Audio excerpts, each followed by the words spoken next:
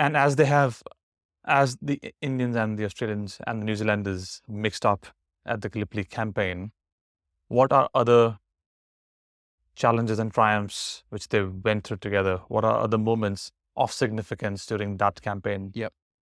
One thing to remember about the mountain artillery is that they were in the front line for the entire campaign. Mm-hmm. The infantry battalions were rotated around. So an Australian battalion might spend 3 weeks or even a month in the front line, and then it would be taken back and given a rest. Hmm. Now, the rest on Gallipoli wasn't much of a rest because it was all under Turkish shell fire, and the water was just as bad, and the food was awful, and you couldn't get any sleep, and the flies were still there. So a rest wasn't really a rest, but at least you weren't in the front line. Mm-hmm.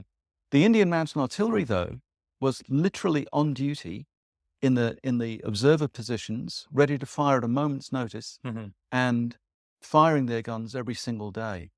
So the relationship between the two was very close. Mm-hmm. It also meant that battalion after battalion, as the Australian battalions moved through those trenches, more and more Australians got to know the Indians. Mm-hmm. Now, they didn't get to know them intimately because mostly they couldn't speak Punjabi, the language of the Mountain Artillery gunners.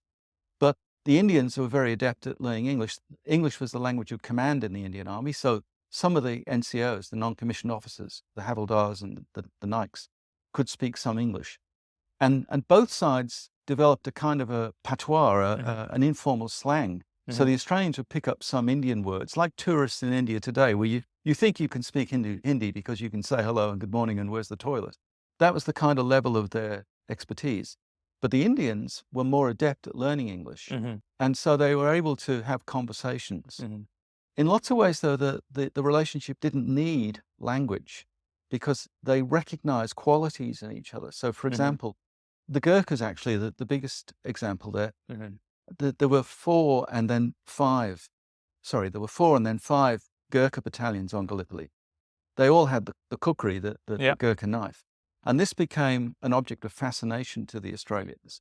And so the Australians, in their diaries and in their letters home and in their memoirs, they're forever telling stories about these fearsome little warriors from Nepal who've got these huge knives and what they did with them. And they tell the same story over and over again about a Gurkha who cuts a Turk with a knife. And the Turk says, "Ha, you missed." And the Gurkha says, "Shake your head and see." And of course, he's supposed to have cut his head off. Yeah. These stories get relayed again and again and again. So in lots of ways, and the Australians are admiring these tall, because Indian soldiers were selected. They were tall, handsome, rugged, experienced regulars. They were almost admiring each other in dumb show. They didn't have to speak. They observed and they commented and they listened. For example, they didn't just share their food. They listened to the Indian soldiers' songs. So at night in their bivouacs, in their dugouts, the Indians would sing, whatever language it was, whether it was Punjabi or Sikh, whether it was Nepali, who knows? But the Australians and New Zealanders would listen to them singing. So there was this kind of interchange, this cultural meeting in the trenches of Gallipoli. Wow.